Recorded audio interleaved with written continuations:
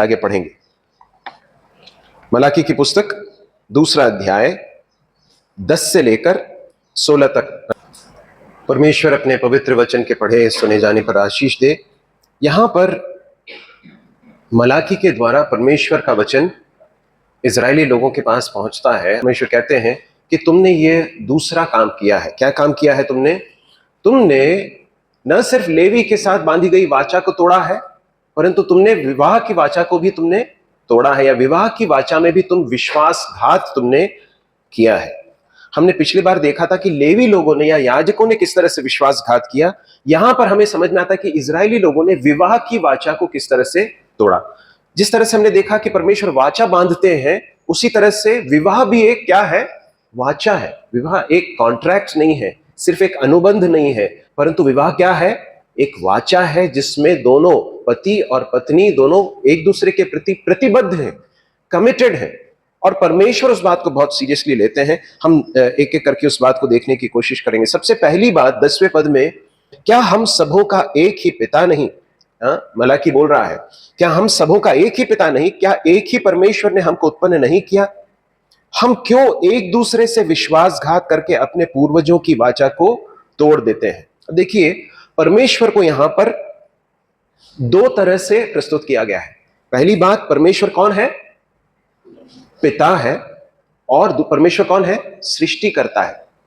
और मलाकी अपने लोगों से, इजरायली लोगों से कह रहा है, परमेश्वर हमारा पिता है, या फिर परमेश्वर के हम संतान हैं।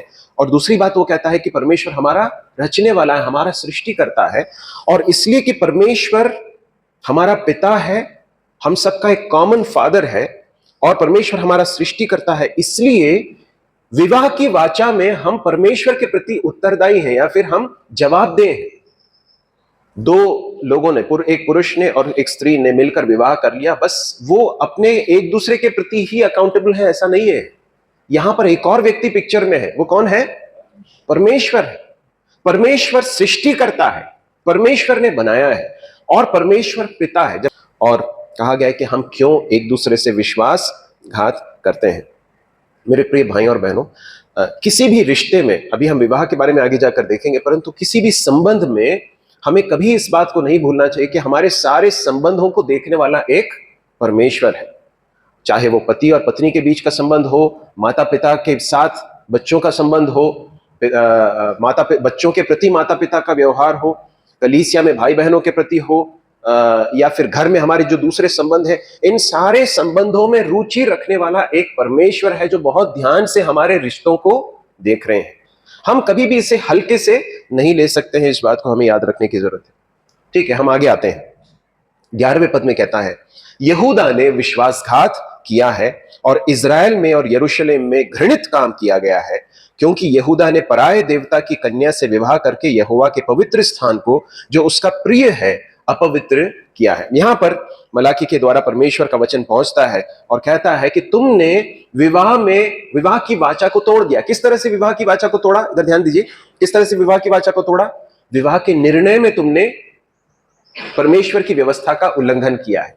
परमेश्वर ने इजरायली लोगों को बहुत स्पष्ट आज्ञा दी थी कि तुम किसी दूसरी जाति की, जो परमेश्वर का भय नहीं मानते हैं, जो परमेश्वर को नहीं जानते हैं, पराये देवी देवताओं की पूजा करते हैं, आराधना करते हैं, ऐसे किसी लड़की को या फिर किसी एक व्यक्ति के साथ तुम विवाह मत करना। पुरुष हो तो स्त्री के साथ, या स्त्री हो तो पुरुष के साथ, ऐसे विवाह में तुम नहीं जाना।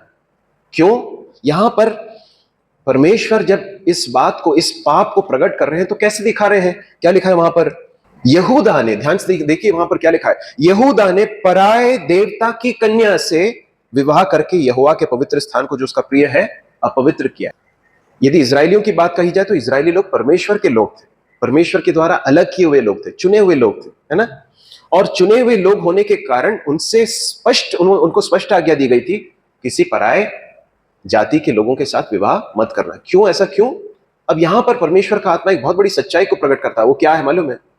जो परमेश्वर के लोग हैं, उनका पिता कौन है? परमेश्वर है। जो परमेश्वर के साथ जिनका संबंध नहीं है, जिन्होंने पराये देवी देवताओं की आराधना करने के लिए अपने आप को दिया, वो किसकी संतान है? उनकी संतान है। क्या लिखा है वहां पर? पराये देवता की कन्या से। इसका मतलब क्या है? जब एक यहूदी पुरुष ने एक ऐसी लड़की से विवाह किया, युवती से विवाह किया जो परमेश्वर को जो नहीं जानती है, परमेश्वर का भय न मानते हुए किसी दूसरे देवी देवता की आराधना करती है, तो परमेश्वर ने उसे किस तरह से देखा कि वो एक ऐसी लड़की से विवाह कर रहा है जो किसकी बेटी है? पराये देवता की बेटी है या उसकी पुत्री है। आप समझ रहे हैं इस बात को मेरे प्रिय भाई और बहनों? विवाह का निर्णय एक ऐसा महत्वपूर्ण निर्णय है जिसमें हम परमेश्वर के वचन के इस आज्ञा का उल्लंघन नहीं कर सकते। परमेश्वर ने स्पष्ट कहा है कि हमें विवाह के निर्णय को बहुत गंभीरता से लेने की आवश्यकता है। दूसरा कुरिन्थियों उसके 6वें अध्याय उसके 14वें पद को पढ़ लें। 14 से लेकर 16 तक पढ़ेंगे।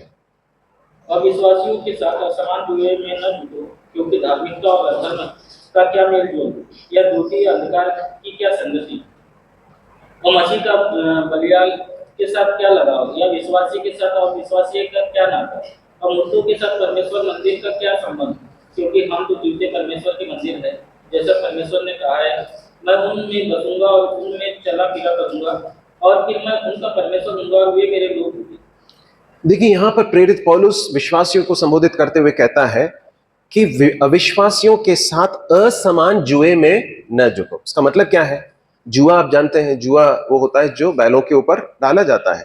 हम कभी भी बैल को किसी दूसरे जानवर के साथ नहीं जोतते हैं, बैल को बैल के साथ ही जोता जाता है। यदि बैल को घोड़े के साथ अगर जोत दिया जाए, सोचकर देखिए, तो दोनों सही रीति से चल पाएंगे नहीं, क्योंकि घोड़े की चाल अलग होती है और बैल की चाल अलग होती है। तो असमान जुआ का अर्थ यह है, एक के ऊपर एक की हाइट ज्यादा, एक की कम है।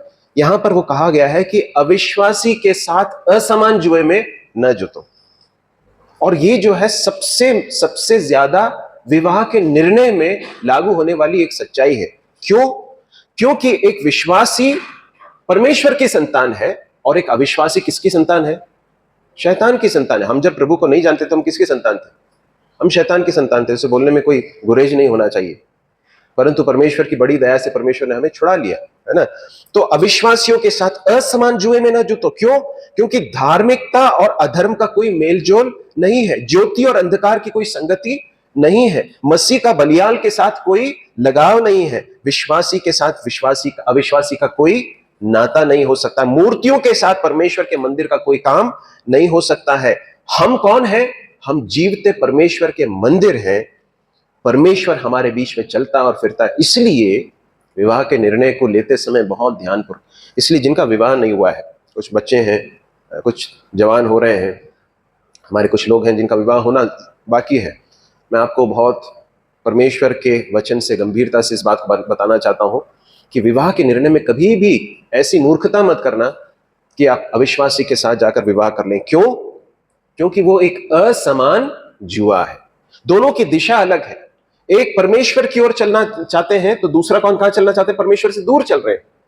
तो विवाह एक ऐसा निर्णय है जिसमें दो लोग बिल्कुल निकटतम संबंध में जीते हैं, और ऐसे एक निर्णय को लेते समय यदि आपने इस गलती को किया तो आपको बहुत तकलीफ आपको उठानी पड़ सकती है। इसलिए इस बात को याद रखना बहुत जरूरी है। एक और भाग निकालेंगे, पहला थिस्सलुनीकियों 4 अध्याय और उसका 4 पद। 1 Thessalonians chapter 4 verse 4। और आदर के साथ अपने पात्र को प्राप्त करना चाहिए। 5 भी पढ़ लें। और यह काम अभिलाषा से नहीं, और वो जातियों की नहीं जो परमेश्वर को नहीं जानते। यहां पर प्रेरित पौलुस कहते हैं, क्या कहते हैं? तुम में से हर एक पवित्रता और आदर के साथ अपनी पत्नी को प्राप्त, ऐसा लिखा ना, पात्र लिखा है क्या आपके इसमें? हाँ, कुछ ट्रांसलेशंस में उसको सीधे पत्नी कहा गया है ना, मेरे इसमें पत्नी को प्राप्त करना जाने। तो पात्र जो शब्द है वो स्पेसिफिकली उसी संदर्भ में कहा गया है। अब ध्यान से सुनिए इस बात को। प्रेरित पौलुस क्या कह रहा है? जब तुम विवाह के निर्णय में आगे बढ़ रहे हो, या फिर विवाह के बारे में, विवाह ही नहीं परंतु विवाह से पहले एक लड़का और एक लड़की आपस में उनका जो व्यवहार है वो कितने पवित्रता के साथ होना चाहिए। क्योंकि ध्यान से सुनिए इस बात को, रोमांटिक रिलेशनशिप्स या ऐसे संबंध जिसमें एक लड़का और एक लड़की अपने भावनाओं का आदान प्रदान कर रहे हैं, जिसमें भावनात्मक रूप से करीब निकटता दिखाते हैं, ये सिर्फ विवाह की ओर ले जाने वाला एक निर्णय है। विवाह और वो जो उस तरह का जो एक संबंध है वो सिर्फ विवाह के दायरे में ही परमेश्वर ने उसकी अनुमति दी है। विवाह से पहले या विवाह के बाहर उस तरह के रोमांटिक रिलेशनशिप में या फिर रोमांस या फिर निकटता को, भावनात्मक या शारीरिक निकटता को अनुभव करने की चेष्टा करना परमेश्वर के विरुद्ध पाप है। तो यहां पर वो कह रहा है कि पत्नी को प्राप्त करने का ये जो रास्ता है या जो तरीका है, ये कैसा होना चाहिए? पवित्रता के साथ और आदर के साथ होना चाहिए। और यह काम अभिलाषा से नहीं, 5वें पद में, यह काम अभिलाषा से नहीं और उन जातियों के समान जो परमेश्वर को नहीं जानते उनके समान नहीं होना चाहिए। जो परमेश्वर को नहीं जानते हैं उनके वो विवाह के निर्णय कैसे लेते हैं? एक लड़के ने एक लड़की को देखा, पसंद आया, उसके साथ रोमांस करने लगा या फिर उसके साथ फ्लर्ट कर रहा है या कर रही है ना, और उसके बाद फाइनली वो एक विवाह में तब्दील हो जाता है। यहां पर पौलुस कह रहा है विश्वासियों को कभी भी ऐसा नहीं करना है ना। बच्चों, आप लोग धीरे धीरे बड़े हो रहे हो, आप जैसे जैसे जवान हो रहे हो, आपके अंदर जो है ये विपरीत यौन के प्रति एक आकर्षण जो है वो स्वाभाविक रूप से आ सकता है, परंतु हमेशा याद रखिए कि ये जो आकर्षण है ये भले ही परमेश्वर के द्वारा प्रदत्त एक स्वाभाविक नैसर्गिक आकर्षण है, परंतु यदि आप गलत कदम उठाएंगे तो अपने जीवन भर पछताएंगे। इसलिए कभी भी इस मूर्खता को नहीं करना। क्या लिखा है? आदर के साथ, पवित्रता के साथ प्राप्त करना जाने। सबसे पहली बात तो यह है कि विवाह के लिए एक उम्र है ना।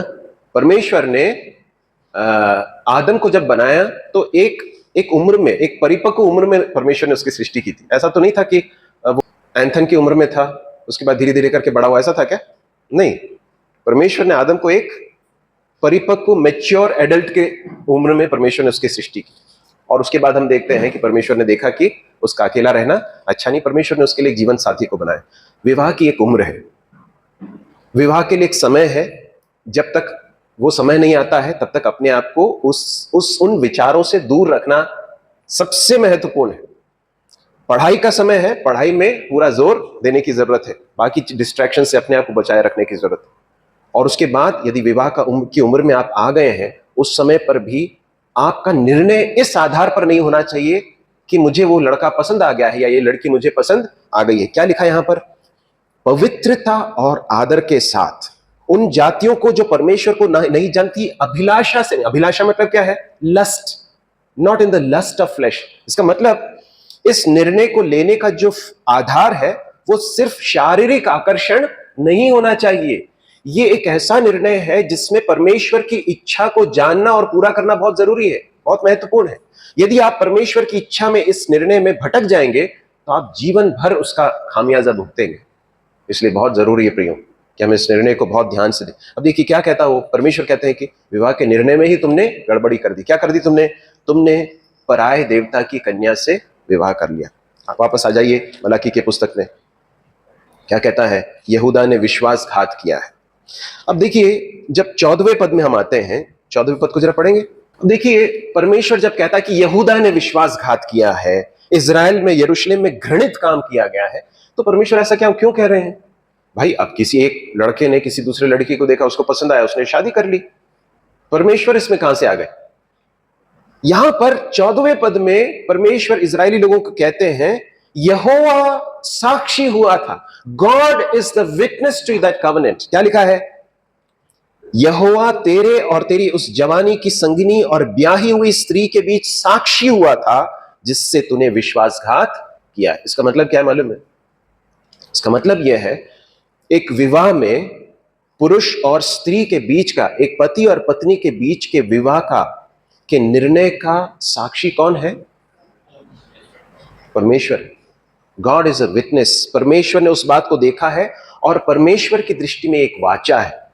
आपने एक दूसरे का साथ निभाने के लिए अपने आप को समर्पित किया है। हो सकता है आपका विवाह जो है मसीही तरीके से नहीं किया गया हो, परंतु उसके बावजूद वो परमेश्वर की दृष्टि में क्या है मालूम है? क्या है? इस वचन के अनुसार क्या है? वो एक वाचा है। परमेश्वर उसे एक वाचा के रूप में देखते हैं। तो परमेश्वर इसे वाचा के रूप में देखते हैं, और परमेश्वर न सिर्फ वाचा के रूप में देखते, परमेश्वर कहते हैं मैं साक्षी था, मैंने देखा, I was part of this covenant. और फिर क्या कहते हैं? 13वें पद के बीच में ऐसा लिखा है, यहां तक कि वह तुम्हारी भेंट की और दृष्टि तक नहीं करता और न प्रसन्न होकर उसको तुम्हारे हाथ से ग्रहण करता है। तुम पूछते हो कि ऐसा क्यों? और उसके बाद उसके उत्तर में परमेश्वर कहते हैं इसलिए क्योंकि यह हुआ तेरे और तेरी उस जवानी की संगनी और ब्याही हुई स्त्री के बीच साक्षी हुआ था, जिसके साथ तूने विश्वासघात किया है। मेरे प्रिय भाइयों और बहनों, ध्यान से सुनिए इस बात को। वैवाहिक संबंध में जो लोग आ चुके हैं, जो विवाहित हैं, हमेशा इस बात को याद रखिए, परमेश्वर आपके जीवन को बहुत ध्यान से देखते हैं। आपके हर मूव, आपके जीवन की हर बातें परमेश्वर के सामने बेपर्द हैं, खुली हुई हैं। सर विवाहित ही नहीं परंतु अविवाहित, सबके जीवन बेपर्द हैं परमेश्वर के सामने, परंतु यहां पर संदर्भ विवाह का है, विवाह की वाचा का है। इसलिए इस बात को याद रखिए। हो सकता है आप किसी ऐसी परिस्थिति में हो, किसी एक स्थान पर हो जहां आपका जीवन साथी आपके साथ ना हो, आपकी पत्नी, आपके पति आपके साथ ना हो, कोई नहीं देख रहा हो, परंतु एक व्यक्ति है जो आपके विवाह का भी साक्षी है, और न सिर्फ विवाह के समय का साक्षी है, परंतु आपके जीवन को बहुत ध्यान से देख रहा है। तुमने उसके साथ विश्वासघात किया, तुमने उसके साथ विवाह कर लिया, और उसके बाद उसे छोड़कर तुम किसी और के साथ अपने जीवन को व्यतीत कर रहे हो। मेरे प्रिय भाइयों और बहनों, हम परमेश्वर के वचन में बहुत स्पष्ट रूप से देखते हैं कि विवाह जो है उसको परमेश्वर कैसे देखते हैं, और विवाह के निर्णय में, विवाह के वैवाहिक जीवन में किस तरह से विश्वासी को जीवन व्यतीत करने की आवश्यकता है। विवाहित व्यक्ति को अपने जीवन साथी को कैसे देखना चाहिए? सबसे पहली बात, कुछ बातें लिखी हुई हैं, वह तेरे जवानी की कौन है? संगिनी है करके लिखा है। तेरे जवानी की संगिनी, ब्याही हुई स्त्री है ना, और अंग्रेजी में वाइफ बाय कवनेंट करके लिखा हुआ, हिंदी में वैसा है नहीं, अच्छा के द्वारा बनाई गई पत्नी, यह है उसका सेंस। 3 शब्द है वहां पर, wife of your youth, your companion of your youth, and your wife by covenant. जब परमेश्वर ने आदम को बनाया और उसके बाद परमेश्वर ने जब हव्वा की सृष्टि की, परमेश्वर ने क्या कहा? आदम का अकेला रहना अच्छा नहीं है, मैं उसके लिए क्या बनाऊंगा? एक सहायक बनाऊंगा जो उसके लिए उपयुक्त हो, उसके लिए सहायक हो। और परमेश्वर ने उसके लिए कंपेनियन बनाया। कंपेनियन का मतलब क्या मालूम है? यहां पर लिखा है, उसको शब्द है साथी। हाँ, साथी का मतलब क्या है?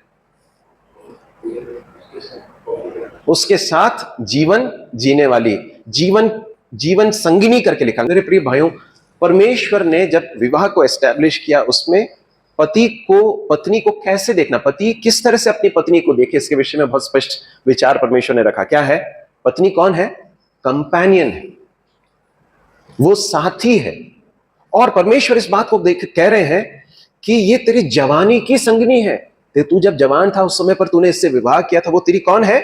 संगिनी है। She is your companion. उसने जीवन भर तेरा साथ देने के लिए उस अपने आप को दिया है। और एक पति अपनी पत्नी को जब देखता है, उसके साथ व्यवहार करता है, कभी भी कठोरता के साथ व्यवहार ना करे। जब वैवाहिक जीवन आरंभ होता है तो बहुत रोमांस के साथ और बहुत ही एक्स्ट्रा सेंसिटिव होकर जो है पुरुष लोग कई बार व्यवहार करते हैं, परंतु जैसे जैसे वर्ष बीतते जाते हैं उसके बाद कई पुरुष अपनी पत्नी के प्रति कठोर हो जाते हैं, बहुत इंसेंसिटिव हो जाते हैं, असंवेदनशील हो जाते हैं। परमेश्वर स्मरण दिलाता, वो तेरी कौन है? तेरी जवानी की संगिनी है। जब तूने अपना वैवाहिक जीवन आरंभ किया, आगे जाकर वो कहता है वाइफ ऑफ योर यूथ, तेरे जवानी की संगिनी। तू जब जवान था उस समय पर वो भी जवान थी। धीरे धीरे करके समय बीतता गया, उस उम्र के साथ जवानी ढलती है ना। इन लोगों ने क्या किया, ये सब इसका कॉन्टेक्स्ट क्या मालूम है? जब उनकी पत्नी जो है उसकी जवानी जो ढल गई, उसके बाद उन्होंने देखे नहीं, अरे ये मेरे लिए अपीलिंग नहीं है, तो फिर उसको छोड़ दिया, किसी और को, जवान लड़की को शादी कर ली। उस कॉन्टेक्स्ट में परमेश्वर कहते हैं कि ये इसने जवानी में, तू जब जवान था, ये जवान थी, उस समय पर तूने इससे विवाह किया, ये तेरी जवानी की संगिनी है, उसने तेरे साथ अपने आप को दिया है।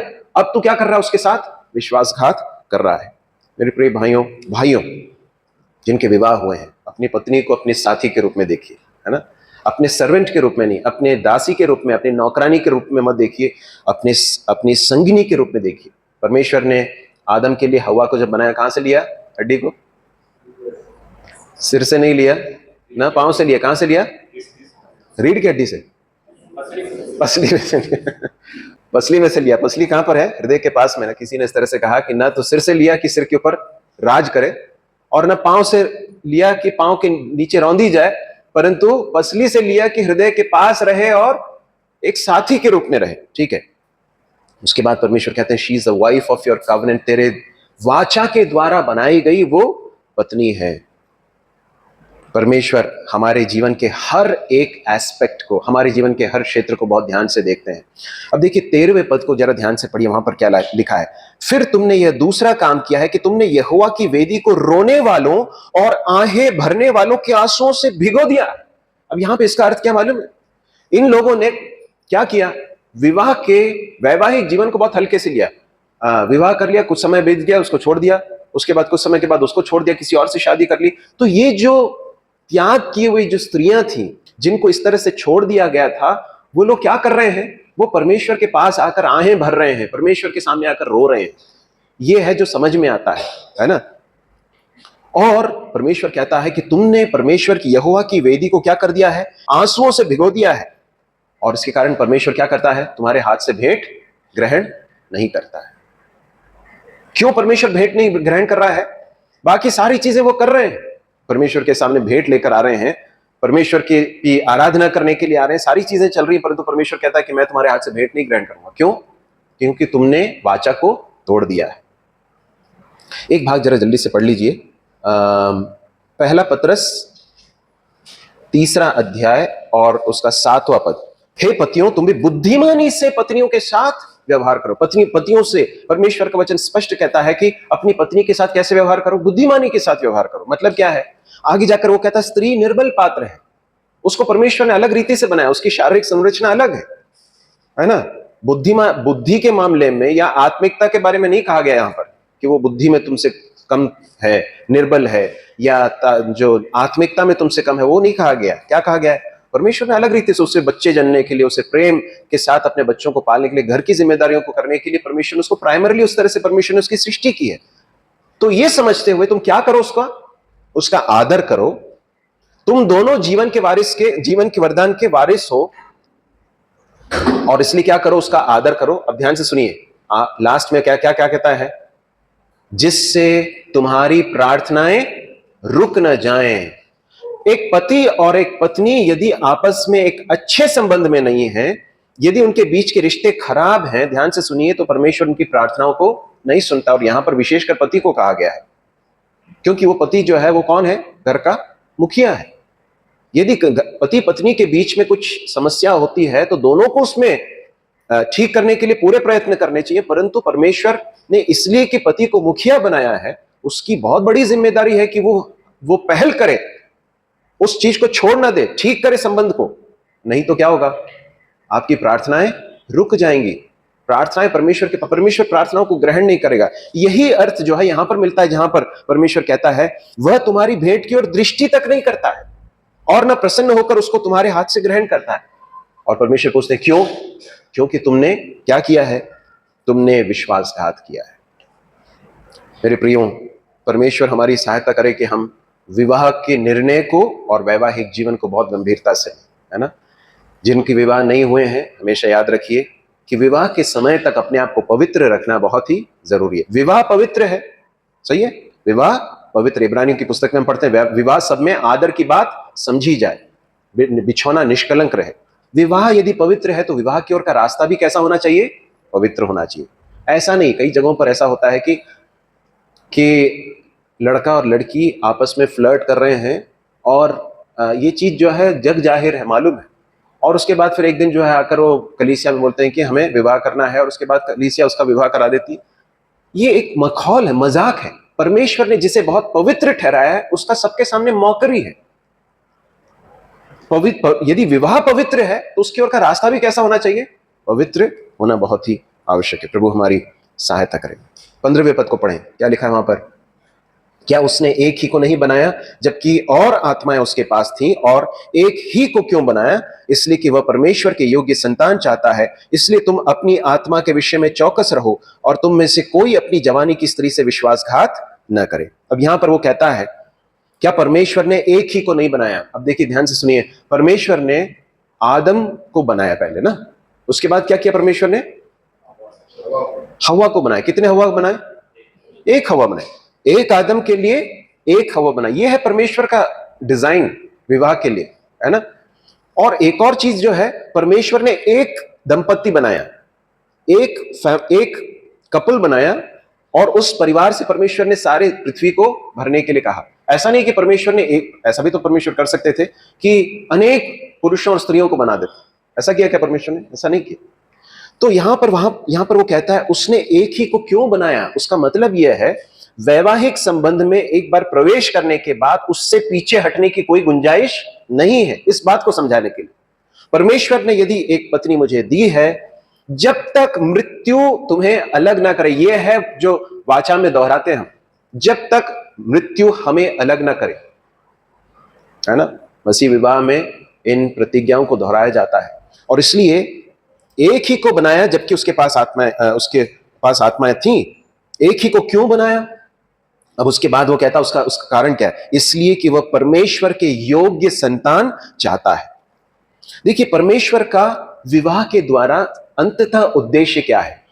परमेश्वर ने विवाह को क्यों इंस्टीट्यूट किया है? सबसे पहली बात हमने देखा था, विवाह कंपेनियनशिप के लिए। किसके लिए है?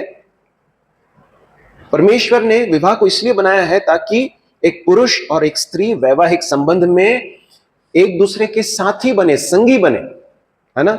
उनका अकेलापन, उनके अकेलेपन को दूर करने के लिए परमेश्वर ने उस विवाह को इंस्टीट्यूट किया है।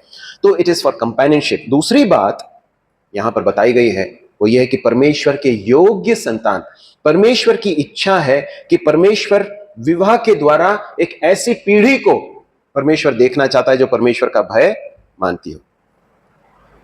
परमेश्वर चाहते हैं कि जिन्हें परमेश्वर ने वैवाहिक जीवन में संतान दिए हैं, वे लोग अपने संतानों को बहुत ध्यान से, बहुत ही केयरफुली परमेश्वर के रास्ते में उनका प्रशिक्षण करें, परमेश्वर के योग्य संतान होकर उनको पाल पोस कर बड़ा करें।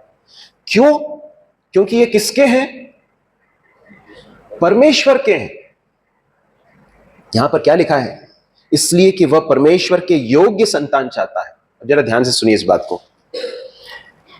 परमेश्वर ने वैवाहिक जीवन दिया हमें, अगर संतान दी तो संतान हमारे हैं, ऐसा अनेक लोग सोचते हैं। संतान किसके हैं? हमारे नहीं है। संतान किसके हैं? परमेश्वर के हैं। They belong to God. वो परमेश्वर के हैं, हमें सिर्फ सौंपे गए हैं।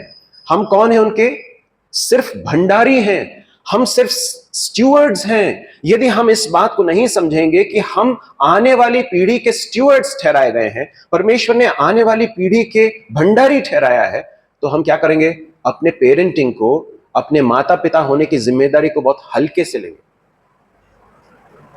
मेरे प्रियो, मैं बहुत बोझ के साथ इस बात को आपके साथ बताना चाहता हूं। आप में से जितने लोगों को परमेश्वर ने संतान दी है, आप इस बात को याद रखिए, परमेश्वर ने बहुत बहुत बड़ी जिम्मेदारी आपके ऊपर दी है। हमसे परमेश्वर हिसाब लेगा इसके लिए कि हमने क्या किया, किस तरह से उन्हें पाला पोसा। ये मत सोचिए कि बस जैसे हम पलते हैं, पल रहे हैं, बढ़ रहे हैं, बढ़ते जाएंगे। हम पैसिव नहीं रह सकते इस विषय में। हमें एक्टिवली, सक्रिय रूप से अपनी जिम्मेदारी को करना होगा, क्योंकि परमेश्वर इस चीज को ध्यान से देख रहे हैं। परमेश्वर देख रहे हैं कि ये क्या कर रहे हो आप। या दूसरे शब्दों में परमेश्वर ये कहते हैं, मैंने बच्चे तुम्हें सौंपे, इन बच्चों को तुम किस तरह से मेरे लिए पाल रहे हो। Who are we rearing them for? हम किनके लिए पाल रहे हैं? क्या हम संसार के लिए पाल रहे हैं? किनके लिए पालना है? परमेश्वर के लिए पालना है। ये परमेश्वर के लिए पाल पोस कर उनको बड़ा करके परमेश्वर के राज्य के लिए तैयार करने के लिए हमें बनाया, हमें सौंपे गए हैं। और यहां पर परमेश्वर कहता है, मैं योग्य संतान चाहता हूं। एक भाग जरा जल्दी से पढ़ लीजिए, व्यवस्था विवरण 6वां अध्याय 6 और 7 पढ़ लीजिए। क्या कहता है परमेश्वर इजरायली लोगों से? ये आज्ञाएं जो मैं आज तुझको सुनाता हूं वे तेरे मन में बनी रहे। ध्यान से सुनिए इस बात को। कहां पर बनी रहे? जो माता पिता हैं, ध्यान से सुनिए, हमारे मन में परमेश्वर की आज्ञाएं बनी रहनी चाहिए। यदि हमारे मन में नहीं बनी रहेंगे तो हम दूसरों बच्चों को क्या सिखाएंगे? हम अपने आप को परमेश्वर के वचन से भरें, सबसे पहली बात। दूसरी बात वो कहता है, और तू इन्हें अपने बाल बच्चों को समझा कर सिखाया करना। समझा कर सिखाया करना। घर में बैठते समय, मार्ग पर चलते समय, लेटते समय, उठते समय इनकी चर्चा किया करना। मेरे प्रिय भाइयों और बहनों, आपको कैसा पिक्चर मिलता है? क्या ऐसा पिक्चर मिलता है जहां पर माता पिता ने अपने बच्चों को उनके रास्ते छोड़ दिया है, अपने हिसाब से वो चल रहे हैं, उनको जो मनमर्जी आती है वो कर रहे हैं, माता पिता अपने कामों में बिजी हैं। आजकल कई माता पिता जो है, अगर बच्चे परेशान कर रहे हैं तो उनके हाथ में मोबाइल दे देते हैं। क्यों? क्योंकि हमारा काम आसान हो जाता है ना। देखिए, परमेश्वर के रास्ते में प्रशिक्षित करने के लिए परिश्रम करना पड़ेगा। हम इसको जो है ना पैसिव तरीके से या फिर इसको लापरवाही से नहीं कर सकते हैं। यहां क्या कह रहा है, यहां पर जिस तरह की बातें बताई गई हैं उससे एक ऐसा पिक्चर मिलता है कि एक ऐसे दंपति, ऐसा एक परिवार है जिसमें माता पिता बहुत एक्टिवली इन्वॉल्व है, हमेशा परमेश्वर के वचन की को मेंशन कर रहे हैं, उसकी चर्चा हो रही है घर में। किन बातों की चर्चा होती है आपके घर में? हम जब बच्चों के साथ बातचीत करते हैं, हमारी पारिवारिक प्रार्थना चल रही है क्या? क्या आप सभी अपने अपने घरों में पारिवारिक प्रार्थना करते हैं क्या? नियमित रूप से करते हैं क्या? बच्चों को बिठाकर करते हैं क्या? पुरुषों से, भाइयों से मैं पूछना चाहता हूं, क्या आप उसके लिए पहल करते हैं क्या, कि पत्नी को पहल करना पड़ता है? आप जब पारिवारिक प्रार्थना के लिए बैठते हैं तो परमेश्वर के वचन को पढ़ते हैं क्या? जब पढ़ते हैं तो उसको समझाते हैं क्या? क्या लिखा है? समझाकर सिखाया करना। कहां पर चर्चा करेंगे? पारिवारिक प्रार्थना में जब एक भाग पढ़ते हैं उसके बाद फिर सिखाइए। इस भाग का अर्थ ये है, ये हमारे जीवन में ऐसे लागू होता है, हमको ऐसा करना है। बच्चों से पूछिए क्या चल रहा है उनके जीवन में, क्या है उनके स्ट्रगल्स, कहां कहां पे वो संघर्ष कर रहे हैं, है ना? और उस संघर्ष के क्षेत्रों में वो जो कुछ कर रहे हैं, उन क्षेत्रों में परमेश्वर का वचन किस तरह से लागू होता है उन्हें बताइए कि बेटा उसने ऐसा किया तो ये परमेश्वर के वचन के अनुसार उसको कैसे देखना चाहिए, तेरा प्रत्युत्तर क्या होना चाहिए वचन के अनुसार। हर बात में व्यवस्था, परमेश्वर की व्यवस्था है, परमेश्वर का वचन है जिसे लेकर आना है, उसकी चर्चा किए करते रहना, हमेशा करना, उठते समय, यात्रा करते समय, चलते समय, फिरते समय, और अपने हाथ में चिन्ह के रूप में बांधना, है ना? इन्हें अपने घर के चौखट की बाजू और अपने फाटकों पर लिखना। इसका मतलब यह है हम पैसिवली इस कार्य को नहीं कर सकते हैं। एली के विषय में हम ऐसा पढ़ते हैं, उसके लड़के जो है वो परमेश्वर का भय नहीं मानते थे, और वे लोग जब गलत काम करने लगे, बहुत बहुत गंदे घिनौने काम कर रहे थे उस समय पर, एली अपने लड़कों को बुलाकर बोलता है, बेटा बच्चों, ये जो मैं तुम्हारे बारे में सुन रहा हूं, क्या ये सही है? ऐसा नहीं होना चाहिए ना। इस तरह की भाषा में, इस तरह के लहजे में वो बात करता है। ये लोग क्या कर रहे थे मालूम? ये लड़के लोग, ये लोग याजक का काम कर रहे थे, और याजक का काम करने वाले ये लड़के व्यभिचार में, वहां पर मंदिर में आने वाली स्त्रियों के साथ व्यभिचार सब कर रहे थे, बहुत दुष्टता का काम कर रहे थे। परमेश्वर की वेदी में से जो अधपके मांस को वो जो है वो छीन लेते थे। एली को क्या चाहिए था, क्या करना चाहिए था? एली उस समय पर एक कड़ा निर्णय लेकर कहता कि ये मेरे बच्चे हैं, परंतु इसलिए कि परमेश्वर के कार्य के साथ खिलवाड़ कर रहे हैं, इसलिए ये इस स्थान पर इस कार्य को नहीं कर सकते। इसलिए कि मेरे बच्चे हैं, इसलिए मैं कॉम्प्रोमाइज कर लूं क्या? नहीं कर सकता। परमेश्वर की बात हो, परमेश्वर के वचन की बात हो, तो उसमें कॉम्प्रोमाइज नहीं हो सकता। यह है उसका अर्थ। परमेश्वर कहता, तूने अपने बच्चों को मुझसे ज्यादा आदर किया है। मेरे प्रिय भाई और बहनों, उसके उस पैसिव पेरेंटिंग के कारण, इसलिए कि उसने बहुत लापरवाही के साथ अपने उस पिता का दायित्व निभाया, हम जानते हैं क्या हुआ? क्या हुआ अल्टीमेटली? अब जानते हैं क्या हुआ? परमेश्वर का न्याय उन लड़कों के ऊपर भी आया। उसे अपनी आंखों से यह देखना पड़ा। कितने दुख की बात है मेरे प्रिय भाइयों बहनों। हम एक ऐसे पीढ़ी में जी रहे हैं, ध्यान से सुनिए इस बात को, माता पिताओं ध्यान से सुनिए, हम एक ऐसी पीढ़ी में जी रहे हैं, ऐसे समय में जी रहे हैं जहां पर हम जागरूक रहते हुए, प्रार्थना करते हुए, परमेश्वर के वचन को नित्य अपने बच्चों को स्मरण दिलाने के बावजूद, ध्यान से सुनिए, उसके बावजूद बहुत सारी संभावना है कि हमारे बच्चे भटक जाएं। ये सब करने के बाद, क्योंकि ऐसी परिस्थितियां उनके आसपास हैं, यदि इतना करने के बाद भी ऐसा हो सकता है, तो हम लापरवाह कैसे हो सकते हैं? How can we be careless?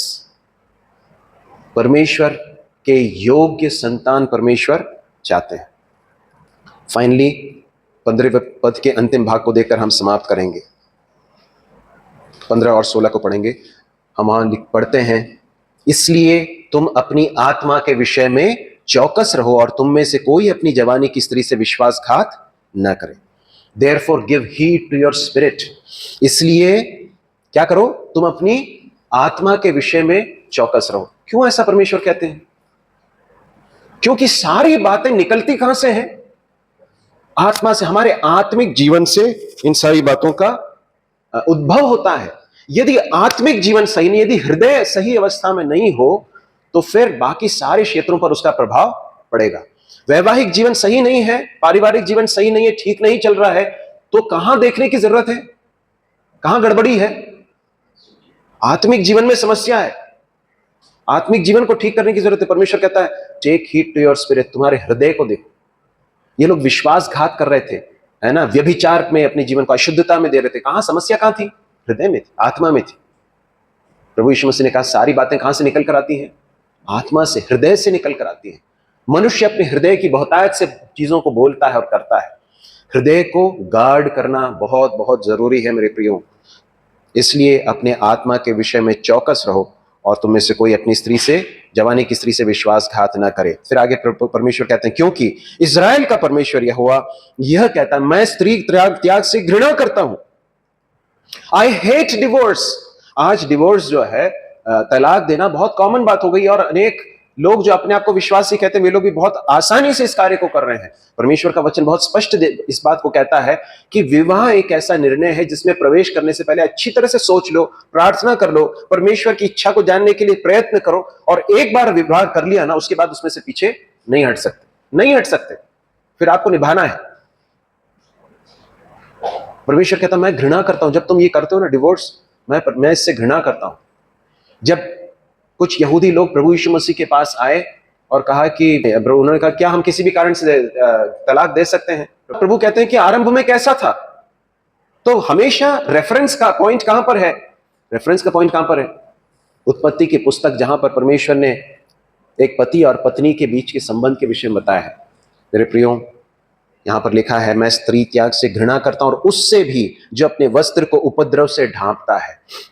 जो इस तरह से करता है वो मानो अपने आप को उपद्रव से या हिंसा से वो ढांप रहा है। अच्छा, कुछ लोग एक्चुअली डिवोर्स कर देते हैं, है ना, सेपरेट हो जाते हैं, और कुछ लोग एक ही छत के नीचे रहते हुए भी डिवोर्स लाइफ जी रहे हैं। वो अजनबियों के समान जी रहे हैं। ऐसा कभी नहीं होना चाहिए। और फिर उसके बाद फिर एक दूसरे के प्रति बहुत कठोर व्यवहार, हिंसात्मक व्यवहार। यहां पर परमेश्वर कहता है कि मैं स्त्री त्याग से भी घृणा करता हूं और उससे भी जो अपने वस्त्र को उपद्रव से ढांपता है। इसलिए तुम अपनी आत्मा के विषय में चौकस रहो। दूसरी बात परमेश्वर कह रहे हैं, second time he is repeating that. इसलिए अपनी आत्मा के विषय में चौकस रहो और विश्वासघात मत करो, सेनाओं के यहोवा का यही वचन है। परमेश्वर अपने वचन के पढ़े सुने जाने पर आशीष दे। प्रभु के नाम की महिमा।